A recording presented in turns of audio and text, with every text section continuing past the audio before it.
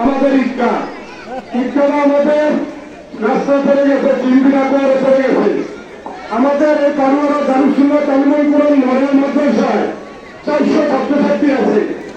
আমাদের অ্যাসেম্বলি চলার মতো মাঠ নাই এবং আমাদের এখানে মহিলা জামাত হয়। পিছনে আমাদের প্রায় 70% জমি আছে, একবারে নিচু। আমরা এখানে মাহফিল করি, এটা মাঠটা বরাদ করার জন্য। আমি ইঞ্জিনিয়ার বাতিল রাখতে পারি না, কারণ নির্বাচনে ওয়াদা করা যাবে না।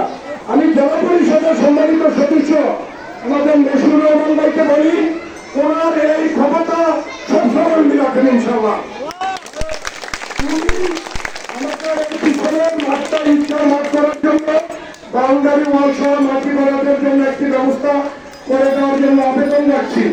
আর আমরা পাড়ুয়ারা থেকে নামার পথে মেলগুড়া কাফিলিয়া যখন নামি, ওইখান দিয়ে রাস্তার অবস্থা চরম অবস্থা।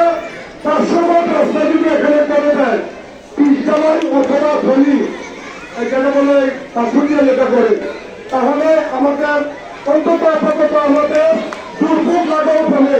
আপনারা কি বলেন?